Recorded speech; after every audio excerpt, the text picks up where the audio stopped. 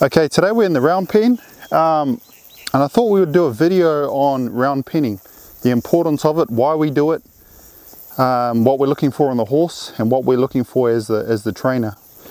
The horse we're going to use for this training session is a purebred colonial Arab called Bazzi. I think its registered name is Bazam, but the owner's told me that she just has nicknamed him Bazzi, so we'll call him Bazzi. Now Bazzi has been round penned once yesterday for about 10 minutes, so he might know a little bit of this, but overall he's pretty green. So the first thing, why would we want to use a round pen? That might be a good question to start with. A round pen is, this particular round pen is 50 feet in diameter. I like a 50-foot round pen because it allows me to still have the horse canter around fairly easily. It doesn't shut them down, and it doesn't kind of get me out of breath. If it was a 60 or 80, I'd be having to do too much running. The whole point of horsemanship is to do as little as possible on our part and have the horse do as much as possible. So we want to have about a 50-foot round pen. Now this round pen is about 2 meters high, which is a good kind of height to have it at, because if you have it any lower, the horse might be tempted to jump out. Now, I'm not saying that a horse still can't jump out of this, but it's just a little bit higher. It would discourage a lot of horses from wanting to jump out of here. Okay, the first things we want to do when we're round penning is first we want to establish direction. After we establish direction, so say for instance we want it to go left, we pointed left, that's the way we want the horse to go. Once the horse is going around kind of good at a trot, we want to test the bath water. We dip our toe in and see if it's hot or not. If you just go ahead and start spanking the ground and kind of sending him off there, and he starts galloping around and hooting around, he might jump out of the round pen, he might run into the fence and hurt his leg, something like that. So just we'll just let him initially trot around till he gets a good feel and looks like he's not going to jump out, and then we'll ask him to canter. Now the cues we're going to use to get that horse to canter is we're going to point. That's saying, can you please go into a canter? Can you please go forward? If he doesn't listen to that, we're going to cluck. So cluck, cluck. If he doesn't listen to the cluck, we're going to spank the ground, like so. Spank the ground. If he doesn't listen to that, we're going to spank him. So it's suggest, ask, tell. In a perfect world, we want the horse to go follow a suggestion or follow a feel. But if they don't comply, I'm happy to kind of give them what's needed.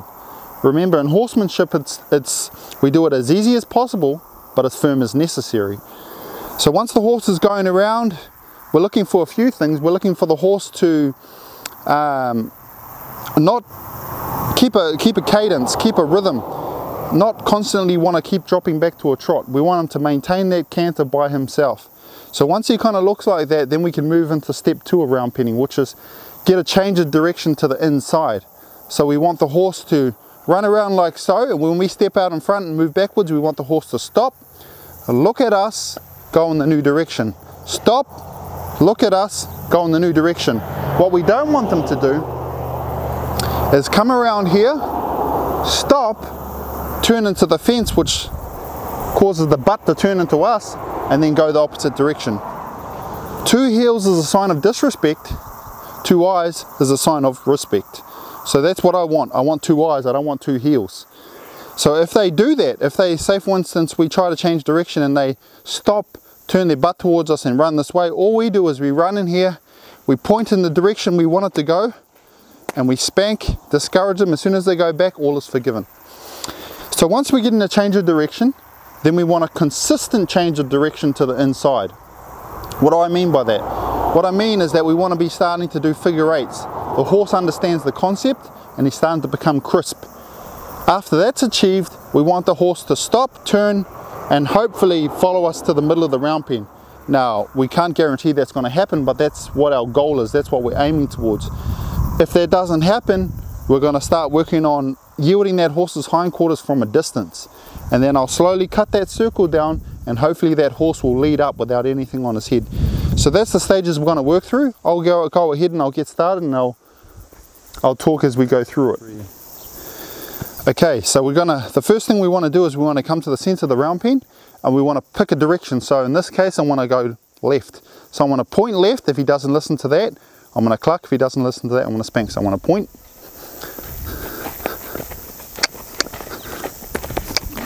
Now he turned his butt towards me. I'm going to let it slide on this one instance, just to get a start, just to get that established direction.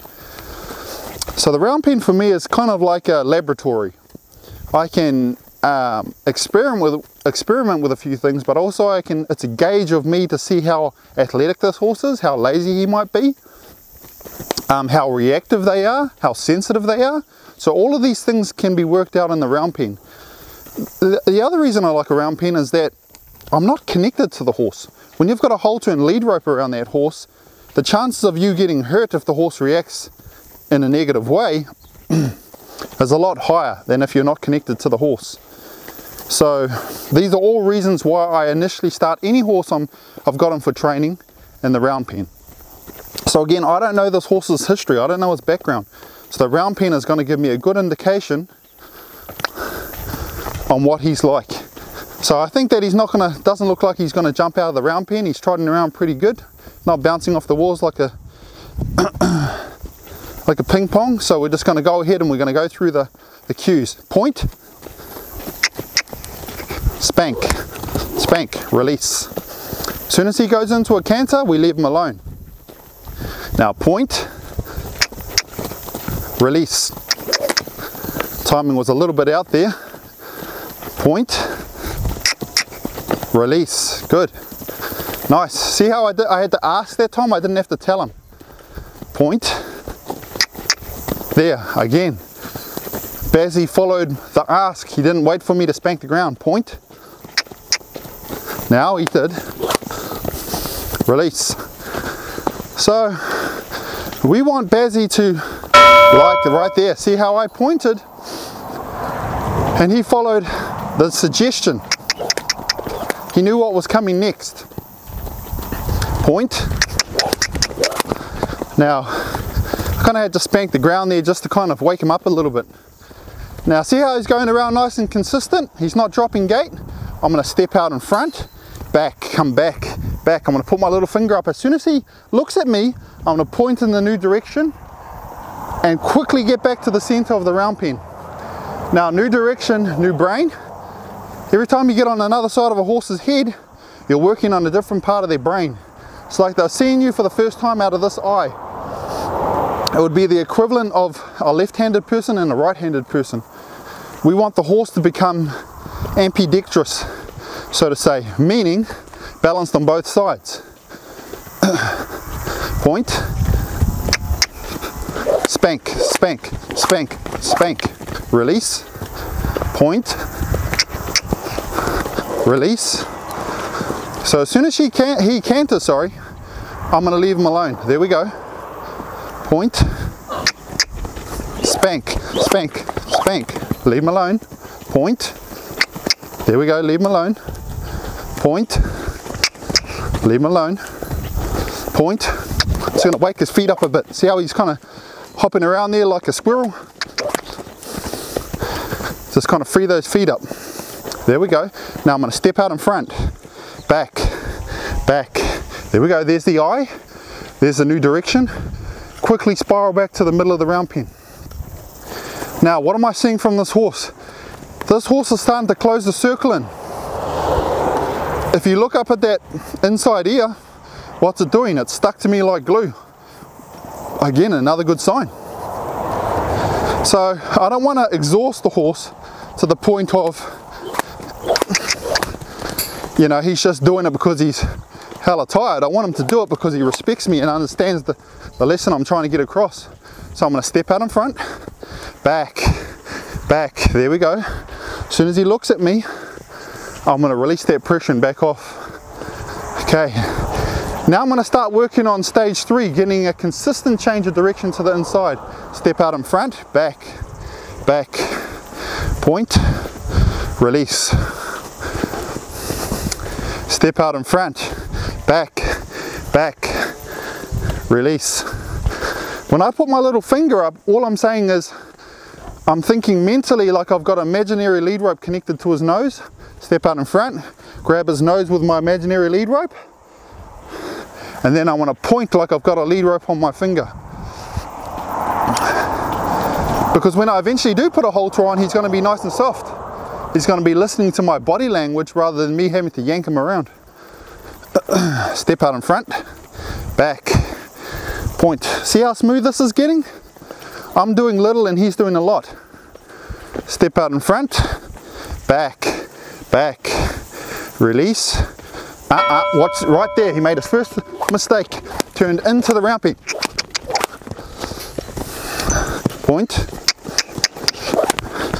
You don't want to kind of just willy-nilly go in there and say, hey, you shouldn't be doing that. You need to make them feel uncomfortable for doing that. That way it nips it in the bud and doesn't rise its head again. Back. Point. There we go. Nice. Very nice. Step out in front. Come back. New direction. There we go. Now we're starting to hum. Step out in front. Back, back, back. I'm pulling on that imaginary lead rope. Now I'm going to creep down the... There we go. See how he's got a conscience now? It's pretty safe to say that he understands the concept. That when I step back and pull on that imaginary lead rope, he has to look at me. And when I point in the new direction, he's to go that direction.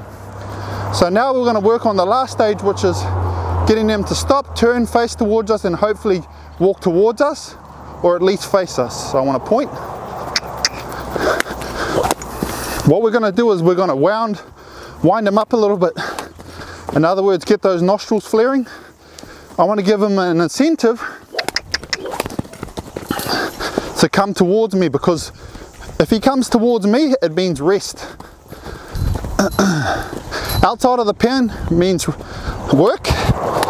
In the center of the round pen means rest.